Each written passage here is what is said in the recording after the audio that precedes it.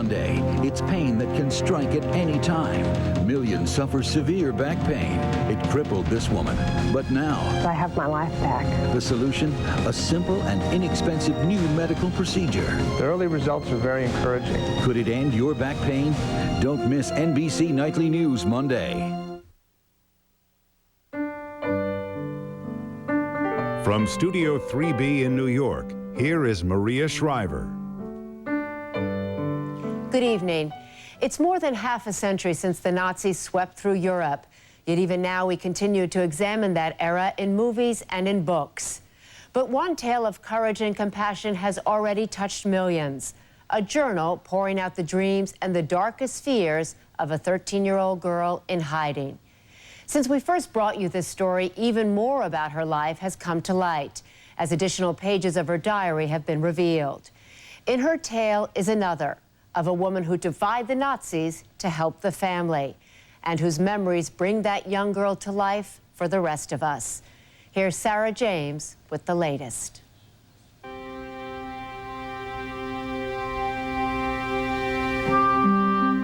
Hers was the face and the voice of the millions who were lost.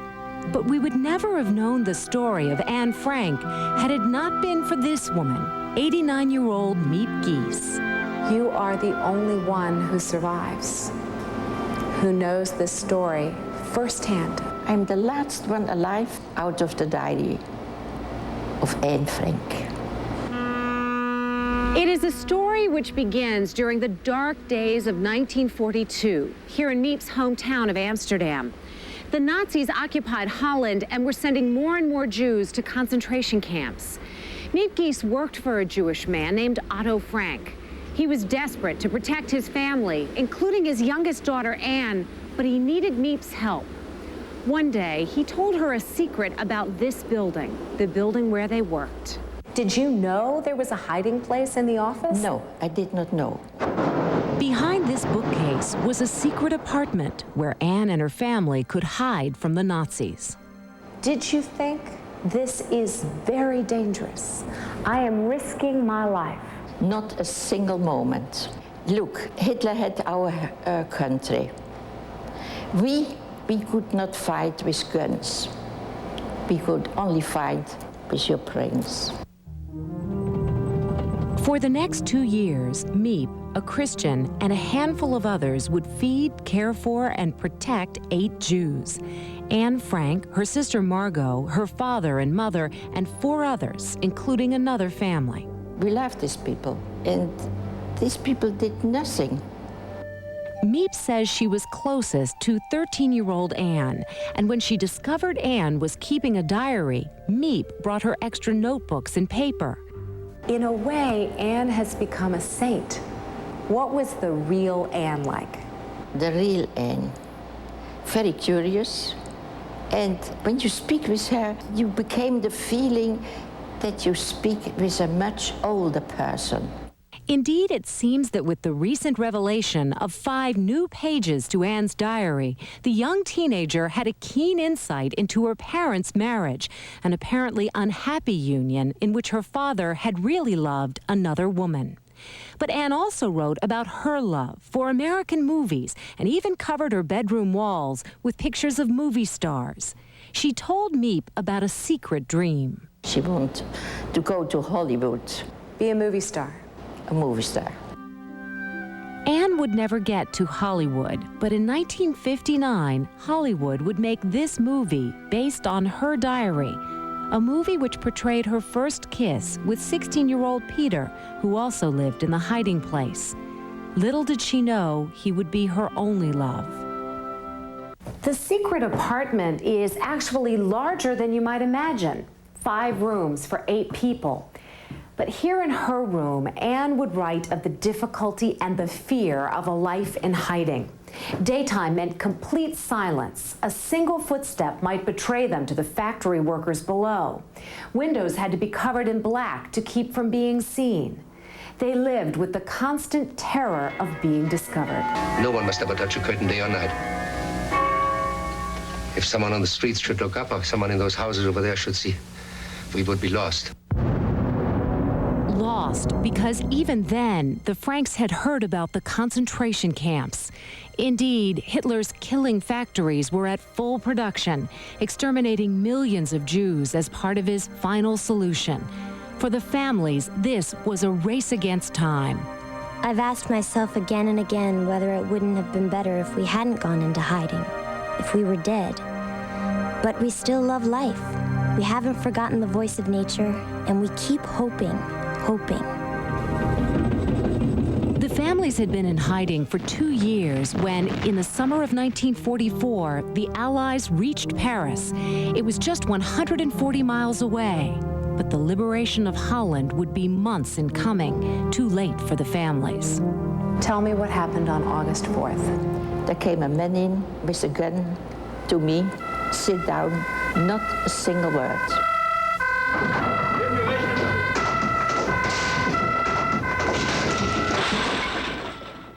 You never got a chance to say goodbye to the Franks. No. Did you hear them? I hear their feet coming down slowly, like beaten dogs. But I could not go to them and say goodbye. Miep was lucky. The police decided not to arrest her. She was able to return to the hiding place where she discovered the diary and saved it for Anne. But Anne would never write in it again. She would die in a concentration camp in March of 1945. She was 15 years old. The camp was liberated 1 month later. It's difficult in times like these. Ideals, dreams, and cherished hopes rise within us, only to be crushed by grim reality. It's a wonder I haven't abandoned all my ideals. Yet I cling to them because I still believe, in spite of everything, that people are truly good at heart. Of the 8 people who had gone into hiding, only Anne's father would survive. He came back to Amsterdam to the only family he had left. He moved in with Miep and her husband. He had lost his wife, his 2 children, but he had now Anne's diary. Today, 24 million copies of the diary in 55 languages have been published. And in 1996, a new documentary based on the Anne Frank story won an Academy Award. The documentary's director asked Miep to join him on stage, and Miep realized that 51 years after Anne's death, she was about to fulfill a young girl's dream. I was standing there, looking to these many, many people, and I was thinking to Anne, Anne, I have brought you to Hollywood as you like it, as you wish. Did you feel like she was with you at that moment? She's always with me, yes. Sometimes I look at her and I'm talking to her. What do you tell her? I ask her if she is satisfied what I do for her. And what does she say? It is okay, Miep. A recently published book has come up with a suspect who may have turned the family into the Gestapo, the office cleaning lady. As for Miep Gies, since our interview, she has suffered a stroke. She's now recovering at her home in Amsterdam. Still ahead, she survived one of the worst atrocities in history, the Holocaust. More than 50 years later, she confronts old ghosts in a haunting new documentary from Steven Spielberg. An unforgettable motion picture event. Winner of 7 Academy Awards, including Best Picture and Best Director, Steven Spielberg, based on the true story of what one man did to make a difference. The list is life. Schindler's List, following Dateline on NBC, next. It's called The Final Solution, the Nazis' last-ditch effort to exterminate every Jew in Europe before surrendering to the Allied forces. In less than 2 months, hundreds of thousands of Jews were herded onto trains bound for Auschwitz, bound for death.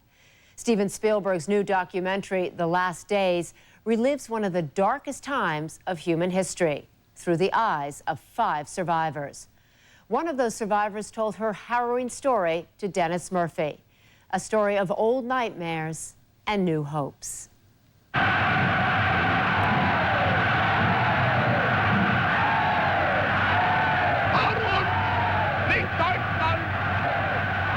We have seen so many of them in movie theaters, in the newsreels, in magazines. So it just never occurred to me that I'm supposed to be scared. But it was time to be very scared in the spring of 1944, when the Nazis occupied Renee Firestone's hometown in what was then Hungary. The carefree days when she and her little sister Clara could put on costumes and dance had ended.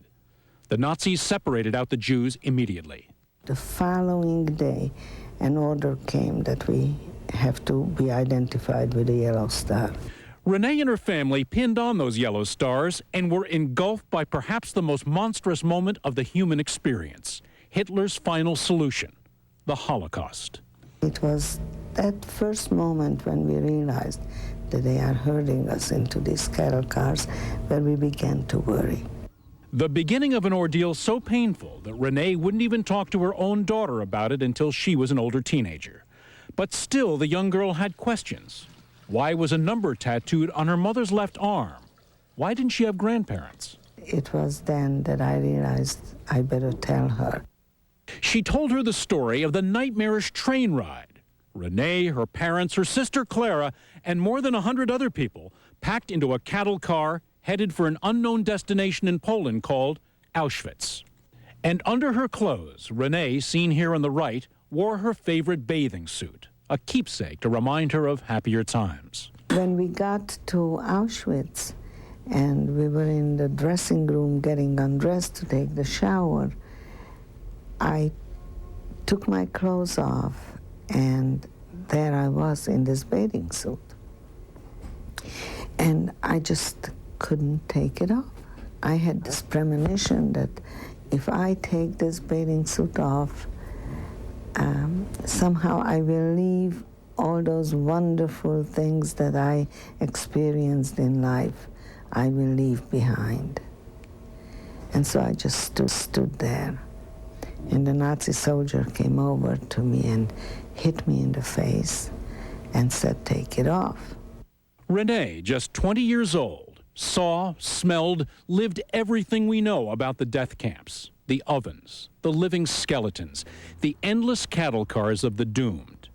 She knows now that her mother was gassed within hours of arriving at Auschwitz. She saw her father just once, part of a prison work crew come to repair the women's quarters. Renee tried to avoid his eyes. And suddenly I realized that if this man is going to see me and my sister in this condition, with our shaved heads in these rags, that he just won't survive it. And so I wanted to hide from him. And at that moment, our eyes locked, and I saw his tears. As long as I live, I will never forget that.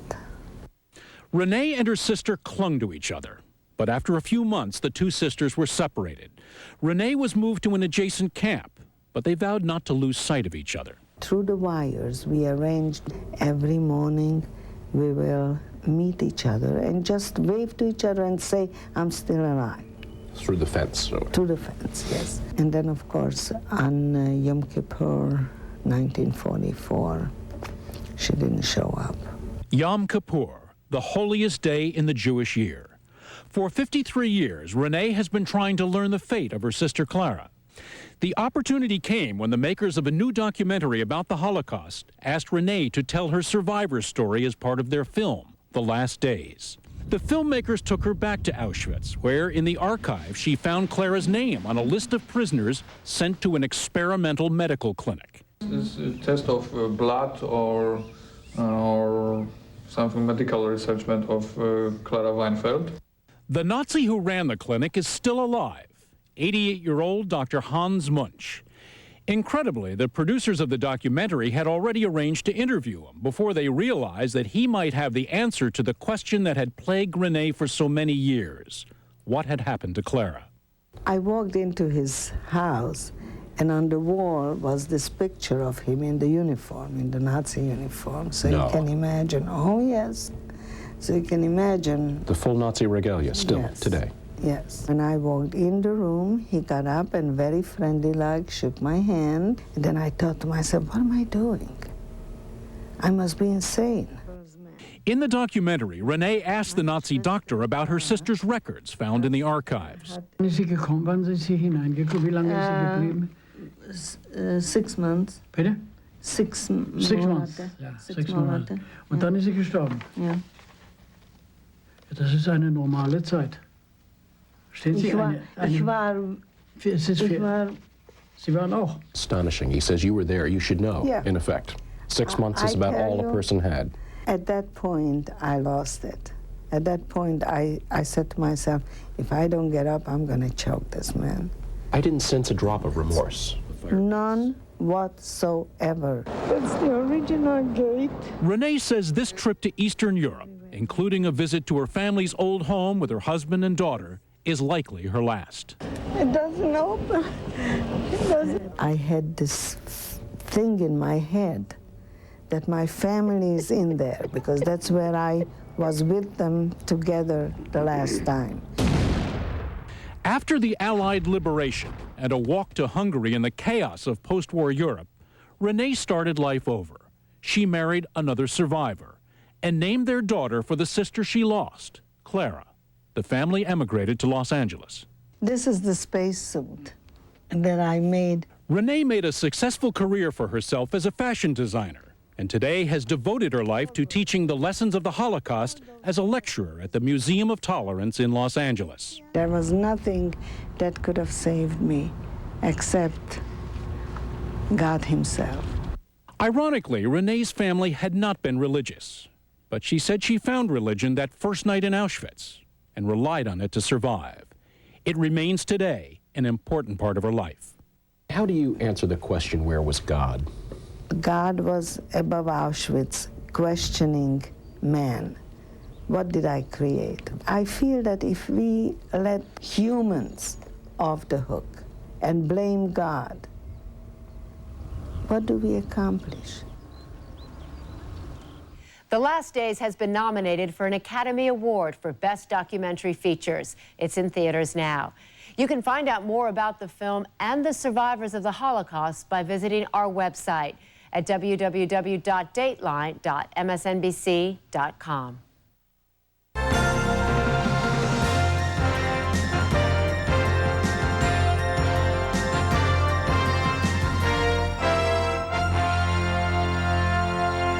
Dateline is a presentation of Schindler's List. NBC Next. Brink of madness. A people on the verge of extinction. The most unforgettable true story of human survival and courage. The list is alive. NBC is proud to broadcast the Academy Award-winning film, Schindler's List, with only 2 interruptions. This presentation is made possible by tonight's presentation of Schindler's List, was the winner of 7 Academy Awards and is a powerful and moving picture. Now, the director and executive producer of Schindler's List, Steven Spielberg. Good evening. Tonight, NBC is again presenting Schindler's List with only 2 interruptions. For that, I'd like to thank the network and tonight's sponsors, Snap.com and MetLife. This commitment from them makes it possible for you to see this film in your homes. But first, I want you, particularly parents, to know that Schindler's List is more explicit and graphic than what you may have ever seen before on network television. It had to be, in order that this and future generations would know and never forget that 6 million Jews and so many other innocent men, women, and children were murdered in the Holocaust, and that history could not be denied. Now that's why I made this film. I could not be honest to that history and to the memories of the victims without depictions of violence and suffering. And while every parent should make a judgment for their own family, I personally do not believe this is a film for the very young, and I include my own children of elementary school age. If they were in middle and high school, I would want them to experience the story of Oskar Schindler, a German, a member of the Nazi Party, a womanizer, and a war profiteer who saved the lives of more than 1,100 Jews. And now, Schindler's List.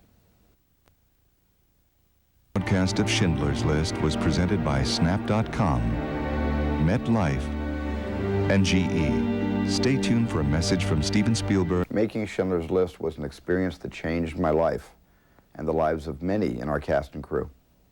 It has also had a personal impact on many who saw the film and who now have a greater understanding of the Holocaust and why we must never forget it. Shoah is the Hebrew word for Holocaust, and survivors of the Shoah Visual History Foundation, which I established in 1994, has now videotaped the testimonies of over 50,000 survivors in 57 countries in 33 languages. I consider this the most important work of my life and the most significant legacy of Schindler's List. Each testimony is a window into the world of the Holocaust before, during, and after the war. We must take this extraordinary wealth of eyewitness evidence and use the archive for the cause of knowledge, tolerance, and mutual respect. And we are developing ways to extend its value beyond the primary preservation of the testimonies.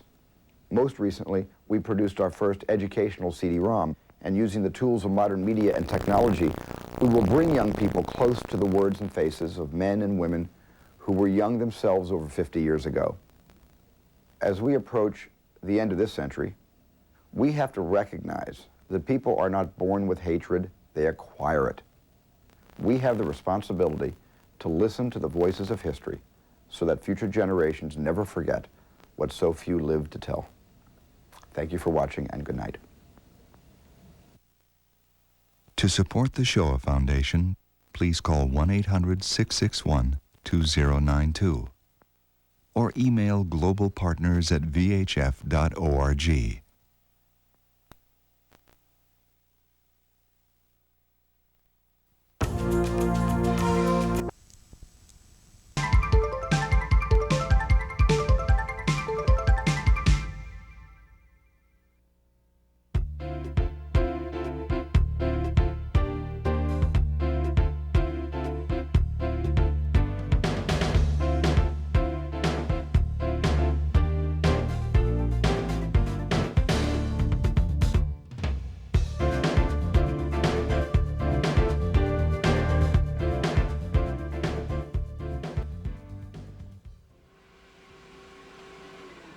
Hello and welcome to the Rainbow family. I'm Callie Northagen, and speaking for all Rainbow distributors around the globe, we would like to personally thank you for purchasing the finest cleaning system in the world, the Rainbow E-Series. In the next few minutes, I'll help you get acquainted with your new Rainbow. I'll show you the proper use and care techniques and how to get the most out of all the features we've designed into this 21st century Rainbow.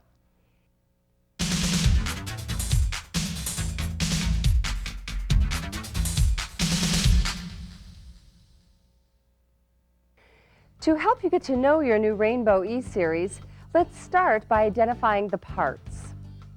The top of the Rainbow power unit has a strong handle for easy lifting and maneuvering. Fill the water basin with fresh, cold water to the top of the water level dome inside the basin. The power unit attaches easily to the water basin with latches on both sides. Now you can place the Rainbow on the dolly and easily roll it across the floor. On the back side of the top is the power switch to turn the Rainbow on and off. To store the power cord, simply extend these sliders and wrap it around the cord caddy. To release the cord, just push the sliders in and the cord is free to unwind. To attach the non-electrified hose, insert the hose into the air inlet opening to lock it into place. Press the tabs in to remove the hose. Now that we have our rainbow assembled, let's take a look at the attachments that help keep your home clean and fresh every time you use it.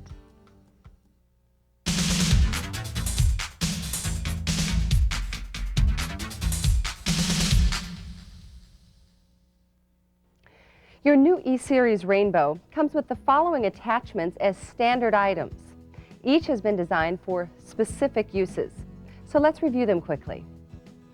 The floor and wall brush is specially designed to clean all hard surface floors and the walls in your home. The dusting brush is great for cleaning plants, blinds, and everything else you dust in your home.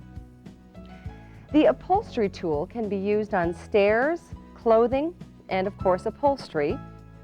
The rainbow crevice tool is used for cleaning corners and getting deep down into furniture and cushions. The rainbow inflator is a handy tool for inflating beach balls, toys, and air mattresses. The coil cleaner is great for cleaning in tough spots under appliances and furniture. The rainbow comes with a bottom curved wand used with a floor and wall brush, a straight wand, and a curved wand handle with suction control for delicate cleaning.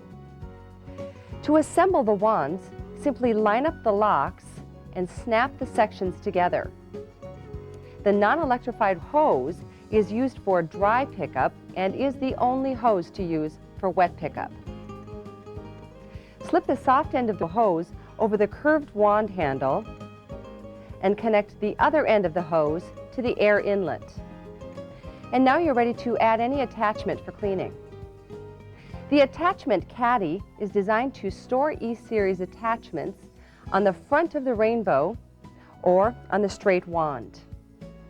Your rainbow E-Series is truly a 21st century cleaning system, and it's built to give you many years of satisfaction and superior cleaning throughout your home.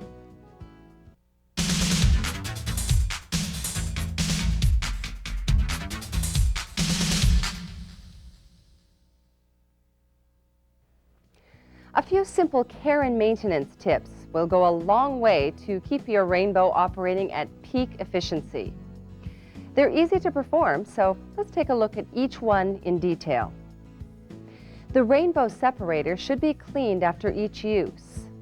The separator brush is stored under the power unit and also doubles as a wrench.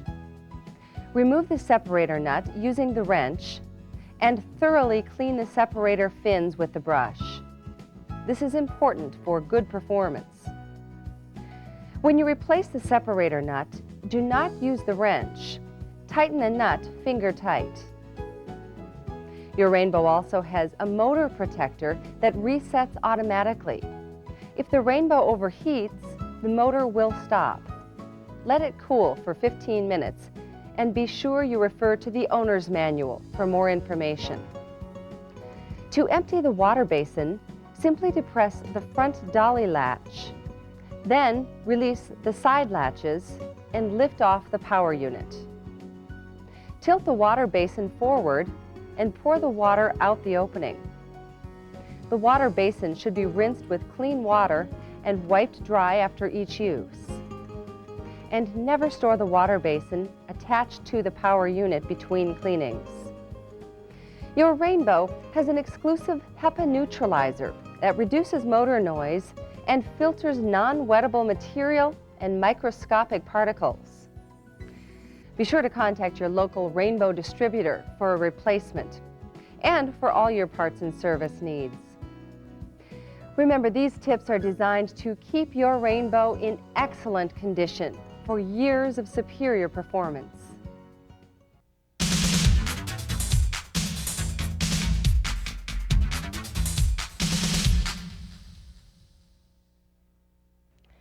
The rainbow power nozzle is one of our most popular accessories and is sold as an option. It's designed for carpeted surfaces and is a very powerful cleaning tool. The rainbow power nozzle is supplied with a straight wand and an electrified hose used only for dry pickup. To assemble the power nozzle, insert the straight wand into the pivot arm on the top of the power nozzle.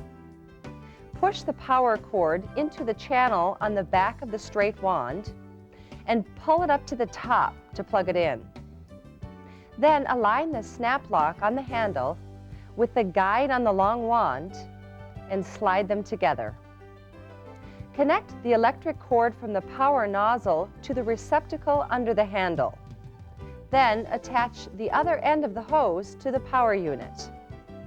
Angle the end of the hose to lift the door up and push it in place.